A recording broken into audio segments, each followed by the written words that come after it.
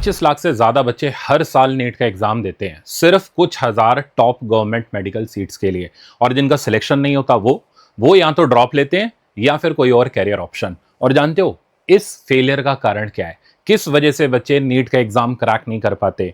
वो है physics subject. ज्यादातर बच्चों की फिजिक्स 11th से ही वेस्ट होना शुरू हो जाती है और इसको ही सारे 11th वेस्टेड कहते हैं।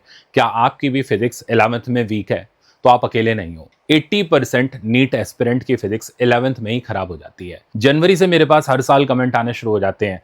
बच्चे तरह तरह के कमेंट करते हैं, सर हमारी 11th की फिजिक्स वेस्ट हो गई, हमें फिजिक्स में कुछ भी समझ नहीं आ रहा, कैसे फ्री बॉडी डायग्राम बनाने, किस जगह एनर्जी कंजर्वेशन लगाना है, किस जगह मोमेंटम कंजर्वेशन लगाना है, कुछ नहीं पता चल रहा। इस चक्कर में टेस्ट में मार्क्स भी नहीं आ रहे। और जब 12th का टॉपिक स्टार्ट करते हैं इलेक्ट्रोस्टैटिक, तो पोटेंशियल वाले टॉपिक के अंदर वर्क पावर एनर्जी के कंसेप्ट कैसे लगाने हैं वो भी हमें नहीं पता चल रहा। तो 11th के साथ साथ 12th भी धीरे धीरे खराब होना शुरू हो जाती है और यही मेन रीजन है जिस वजह से बच्चे क्रैक नहीं कर पाते नीट का एग्जाम। क्या आपके साथ भी ऐसा ही हो रहा है? तो इस वीडियो को एंड तक देखना। इस वीडियो में मैं आपको बताऊंगा कैसे आप अपने फर्स्ट अटेम्प्ट में 12th के फर्स्ट अटेम्प्ट में नीट को क्रैक कर सकते हो, चाहे आपकी 11th वेस्टेड ही क्यों ना हो। उसको सही करने का तरीका क्या है, टाइम रहते इसको करेक्ट करने का प्रोसेस क्या है, कैसे आप 12th के साथ साथ 11th को सुपर स्ट्रॉन्ग करके इस साल नीट के अंदर सिलेक्शन ले सकते हो। हर साल वही सेम प्रॉब्लम, इसमें कोई शक नहीं कि नीट की तैयारी में सबसे हार्ड फिजिक्स होती है। और अगर उसका बेस ही बेकार हो जाए यानी 11th ही वेस्ट हो जाए तो इस सब्जेक्ट में स्कोर करना बहुत हार्ड हो जाता है। पर आखिर ऐसा होता क्यों है कि ज्यादातर बच्चों की 80% स्टूडेंट की फिजिक्स बेकार हो जाती है और वो फिजिक्स में स्ट्रगल करते रहते हैं? सबसे पहला रीजन, क्लास 10th से क्लास 11th का जंप बहुत बड़ा जंप होता है। जब आप क्लास 11th में पहुंचते हो तो सडनली काइनेमेटिक्स के अंदर आपको ग्राफ दिखने शुरू हो जाते हैं। लॉज ऑफ मोशन तक पहुंचते पहुंचते आपके फ्री बॉडी डायग्राम नाम की नई चीज आ जाती है और इन सब चीजों को कोचिंग में जैसे कराना चाहिए वैसे नहीं कराते। इवन मैंने ये भी देखा है कि बहुत सारी बड़ी बड़ी कोचिंग्स के अंदर जब बच्चे रोटेशनल मोशन तक पहुंचते हैं तो वो वहां स्ट्रगल करना शुरू कर देते हैं। वहां उनसे प्रॉब्लम नहीं बनते, कोई उनको नहीं बताता कि इन प्रॉब्लम को अप्रोच करने का राइट मेथड क्या है। दूसरा सबसे बड़ा रीजन ये है कि बच्चे बहुत ज्यादा कोचिंग पे डिपेंडेंट होते हैं। जो कोचिंग में पढ़ाया जाता है बस उतना ही पढ़ लेते हैं, जबकि फिजिक्स एक ऐसा सब्जेक्ट है जिसको अगर आपने खुद से नहीं पढ़ा तो आप फिजिक्स को कभी भी ढंग से नहीं समझ पाओगे। इस वजह से यहाँ 11th में एक ऐसा लूप क्रिएट हो जाता है जिसके चक्कर में पूरी 11th वेस्ट हो जाती है। तीसरा सबसे डेंजरस रीजन, 11th से बच्चे सीरियस ही नहीं होते, वो नीट को बिल्कुल बोर्ड की तरह ट्रीट करना शुरू कर देते हैं। और मैं आपको बताऊं, अगर आप नीट सीरियस होकर के नहीं तैयार कर रहे हो, स्पेशली अगर आप फिजिक्स को ढंग से सीरियसली नहीं पढ़ रहे हो, तो 11th तो क्या पूरी नीट की तैयारी आपकी वेस्ट हो जाएगी। अगर अभी भी आपने सही से काम कर लिया तो आप अपनी इस फिजिक्स की प्रॉब्लम को सॉल्व कर सकते हो। तो आज के वीडियो में मैं आपको वही स्ट्रैटेजी बताने वाला हूं, बस ध्यान से इस वीडियो को एंड तक जरूर देखना। हाय एवरीवन, आई एम प्रशांत शर्मा और प्यार से मेरे स्टूडेंट मुझे नीट फिजिक्स कोटा या एनपीके सर भी कहते हैं। मैं पिछले 24 सालों से नीट के लिए फिजिक्स पढ़ा रहा हूँ और अब तक हजारों बच्चों की फिजिक्स को सही करने में उनकी हेल्प कर चुका हूँ। मैं आपको एक बात पर्सनली गारंटी से बोलना चाहता हूँ कि फिजिक्स में कोई भी ऐसा बैकलॉग नहीं होता जिसको कवर ना किया जा सके। आज मैं आपको वो स्ट्रैटेजी देने जा रहा हूँ, वो 3 फेज स्ट्रैटेजी, जिसका यूज करके ना सिर्फ आप अपनी 11th को वापस से रिकवर कर लोगे बल्कि 12th में भी अच्छे मार्क्स ला सकते हो। तो अगर आप इस 3 फेज स्ट्रैटेजी को अच्छे से फॉलो करते हो तो मैं प्रॉमिस करता हूं आपकी फिजिक्स सुपर स्ट्रांग हो जाएगी और आप नीट को अपने फर्स्ट अटेम्प्ट में भी क्रैक कर सकते हो। तो चलो स्टार्ट करते हैं। सबसे पहले हम ये जानते हैं कि फेज 1 के अंदर हम क्या कवर करने जा रहे हैं। तो फेज 1 के अंदर हम उन टॉपिक्स को आइडेंटिफाई करेंगे, स्पेशली 11th के उन टॉपिक्स को आइडेंटिफाई करेंगे जिनकी 12th की फिजिक्स में बहुत ज्यादा जरूरत होती है। फेज 2 के अंदर मैं आपको बताऊंगा कैसे उन टॉपिक्स को स्मार्टली कवर करना है और उनको कवर करने की टॉपर प्रूवन स्ट्रैटेजी क्या होती है। फेज 3 के अंदर हम डिस्कस करेंगे कि कैसे क्लास 12th के साथ साथ साइमल्टेनियसली हमें 11th को पढ़ना है ताकि 11th के चक्कर में हमारी क्लास 12th बिल्कुल भी कॉम्प्रोमाइज ना हो। और यहीं पर मैं आपको फेज 3 के अंदर एक ऐसी बात बताऊंगा जो कोई भी नहीं बताता, इसलिए वीडियो को एंड तक जरूर देखना। अब डिटेल से स्टार्ट करते हैं कि फेज 1 को कैसे कवर करना है। तो अब डिटेल में एक एक फेज को समझते हैं। सबसे पहले फेज 1 पर आते हैं जिसमें हमें 11th के वो टॉपिक चाहिए जो फिजिक्स की बैकबोन है। देखो, सबसे पहला टॉपिक है एनएलएम। एनएलएम फिजिक्स की बैकबोन माना जाता है, कारण कि यहाँ जो लॉज ऑफ मोशन के आप कंसेप्ट सीखते हो, फोर्सेस लगाना सीखते हो, ये तकरीबन तकरीबन हर एक टॉपिक में आपको काम में आता है। चाहे वो 11th का टॉपिक हो, चाहे वो 12th का आपका कूलम्स लॉ हो। तो अगर आपने एनएलएम छोड़ा, मतलब आपने फिजिक्स में सबसे इंपॉर्टेंट टॉपिक छोड़ दिया। दूसरा सबसे इंपॉर्टेंट टॉपिक है work energy power. Work energy power के अंदर आप एनर्जी कंजर्वेशन मेथड और वर्क एनर्जी थ्योरम सीखते हो। ये फिजिक्स में इतना इंपॉर्टेंट होता है कि ये एसएचएम, रोटेशनल मोशन, इलेक्ट्रोस्टैटिक में पोटेंशियल, इवन मॉडर्न फिजिक्स में, मतलब मैं बच्चों को ये बोलता हूं कि तुमने वर्क एनर्जी पावर नहीं किया ना स्ट्रांग, तो तुमने फिजिक्स आधी तो ऐसे ही खत्म कर दी। तो जिस बच्चे का वर्क एनर्जी पावर स्ट्रांग हो जाता है, उस बच्चे की फिजिक्स के ऊपर कमांड बहुत अच्छी बन जाती है।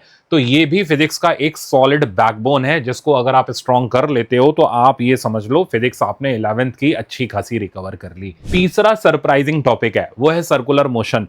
अब देखो, सर्कुलर मोशन सुनने में तो बहुत इजी है, बट ये हर एक टॉपिक के अंदर अप्लाई हो जाता है। चाहे आप एसएचएम पे चले जाओ, चाहे आप रोटेशनल मोशन पे चले जाओ, चाहे आप इलेक्ट्रिक फील्ड पढ़ लो और मैग्नेटिक फील्ड के अंदर चार्ज पार्टिकल का मोशन देख लो, बिना सर्कुलर मोशन की हेल्प के ये नहीं हो सकते। तो ये तीन वो आइडेंटिफाइड टॉपिक्स हैं जिनको अगर आप अभी कर लेते हो तो आपकी फिजिक्स 11th की 50% तो रिकवर हो गई। बाकी टॉपिक्स का भी नंबर आएगा, बट अभी इन पे ही फोकस करते हैं। ये आपकी नीट की 11th की फिजिक्स का बहुत स्ट्रॉन्ग लीवर है, ठीक है ना। तो चलते हैं अब हम नेक्स्ट पर, फेज 2 पर। तो फिजिक्स की इस बैकबोन को सॉलिड कैसे करना है, बात उसकी करते हैं। तो देखो, इसके लिए ये बिल्कुल भी मत करना कि लंबी लंबी प्लेलिस्ट उठाई और एनएलएम, वर्क पावर एनर्जी और सर्कुलर मोशन देखना शुरू कर दिया, क्योंकि ये अप्रोच तब काम करती है जब आपके पास टाइम ही टाइम हो। तो इस कम टाइम में इस बैकबोन को स्ट्रॉन्ग करने के लिए मैंने अपने यूट्यूब चैनल पर एक फ्री क्रैश कोर्स अपलोड किया है, जो स्पेसिफिकली इन चैप्टर्स के लिए डिजाइन है। और ये कैसे काम करेगा, किस तरीके से आपको इसको यूज करना है, मैं आपको बताता हूं। देखो, इन क्रैश कोर्स के अंदर, जिसका लिंक आपको डिस्क्रिप्शन में मिल जाएगा, इस क्रैश कोर्स के अंदर मैंने कंसाइज वे में इसकी थ्योरी बताई हुई है, ठीक है ना। अब नॉर्मली क्रैश कोर्स में क्या होते हैं, बेसिक फॉर्मूले और उन पर बेस्ड प्रॉब्लम। नहीं, इस क्रैश कोर्स के अंदर मैंने क्या किया हुआ है, उन लेवल्स के कंसेप्ट बताए हुए हैं कि आपकी थिंकिंग लेवल डेवलप हो जाए। नीट के पीवाईक्यू पैटर्न्स को मैंने डिकोड करना सिखाया है। जब आप इस क्रैश कोर्स से एनएलएम का लेक्चर फॉलो करोगे, आप अपने अंदर चेंजेस महसूस करोगे। आप देखोगे फिजिक्स को अप्लाई करने के कंसेप्ट्स आपको पता चलते चले जाएंगे। आप सिर्फ रट्टे से नहीं करोगे, आप फॉर्मूले याद करके नहीं करोगे, आप उस प्रॉब्लम्स को लगाने के मेथड भी सीख पाओगे, वो भी कम से कम टाइम के अंदर। तो अब देर नहीं करनी, इस प्लेलिस्ट को यूज करते हुए एक रियलिस्टिक टारगेट सेट करते हैं। तो एक एक वीक का टारगेट सेट करते हैं जो बिल्कुल रियलिस्टिक है कि भाई इस वीक हम एनएलएम कवर करने जा रहे हैं।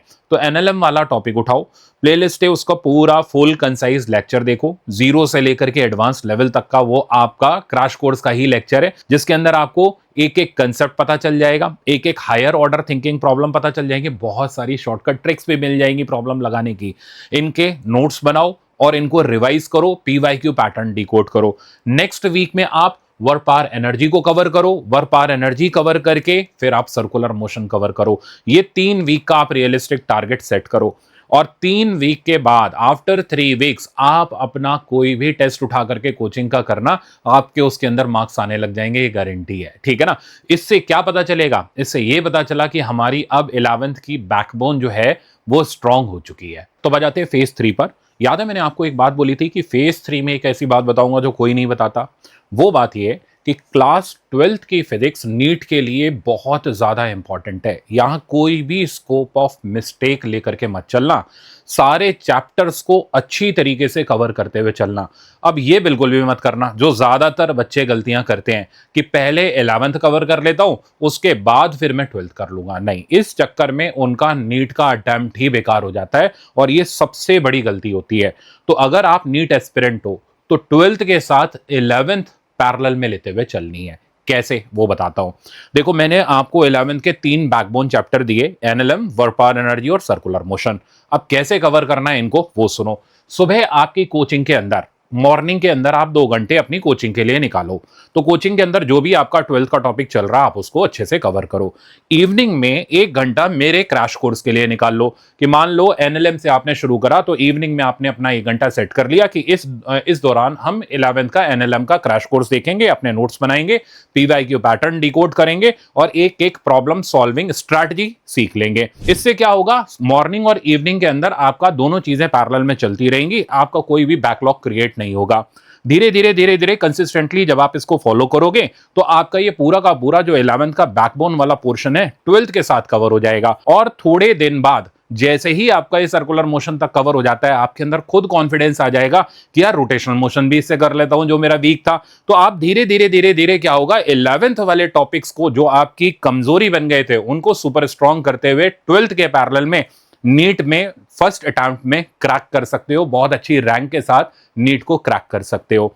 अच्छा, एक काम और करना है, इवनिंग में जब आप क्रैश कोर्स से अपना 11th का पोर्शन देखो तो रात में 20 मिनट रिवीजन के लिए जरूर निकाल लेना, क्योंकि रिवीजन एक ऐसी चीज है ना जो पूरे दिन भर आपने जो साइकिल चली है, जो भी आपने 12th और 11th किया हुआ है उसको एक बार पूरा गो थ्रू करा देगी और धीरे धीरे आपका कॉन्फिडेंस सुपर होता चला जाएगा। अब मैं आपसे एक क्वेश्चन पूछता हूं, आप अपने कोचिंग के बेस्ट स्टूडेंट बनना चाहते हो या आप डॉक्टर बनना चाहते हो? तो मुझे पता है आपका जवाब क्या होगा। तो जो भी आपका आंसर हो, ऑब्वियसली आप डॉक्टर बनने के लिए पढ़ाई कर रहे हो। तो अगर कोचिंग के अंदर कोई टॉपिक नहीं समझ आए तो प्रॉमिस करो उसको खुद से करोगे, ठीक है ना। कोचिंग पे डिपेंडेंसी आपको खत्म करनी है। कुछ नहीं समझ आ रहा तो खुद से उस चीज को अप्रोच करो, या फिर जो क्रैश कोर्स है उसको देख करके अपने कंसेप्ट बिल्डअप करो, प्रॉब्लम सॉल्विंग स्ट्रैटेजी डेवलप करो, बट खुद से ट्राई करो। ये चीज आपको फिजिक्स सीखने में बहुत हेल्प करेगी और नए नए प्रॉब्लम को लगाते वक्त आप डरोगे नहीं और देखना आपके फिजिक्स में अच्छे मार्क्स आने शुरू हो जाएंगे, ठीक है। अब मैंने आपको एक बात बोली थी, मैंने एक प्रॉमिस किया था, अगर आप इस वीडियो को एंड तक फॉलो करते हो तो आपकी फिजिक्स की प्रॉब्लम सॉल्व हो जाएगी। मैं उस बात पर अभी भी कायम हूं, बट एक बात क्लियरली बोल देना चाहता हूं, खाली इस वीडियो को देख लेने से कुछ नहीं होगा, आपको इसको फॉलो भी करना पड़ेगा। तो क्रैश कोर्स का लिंक डिस्क्रिप्शन में, अभी इस स्ट्रैटेजी पर लग जाओ, डिस्क्रिप्शन में दिए गए लिंक को सेव करो और इस वीडियो को हर उस बच्चे के साथ शेयर कर दो जो 12th में अपनी फिजिक्स को स्ट्रॉन्ग करना चाहता है और नीट का एग्जाम अपने फर्स्ट अटेम्प्ट में क्रैक करना चाहता है। मिलते हैं नेक्स्ट वीडियो में।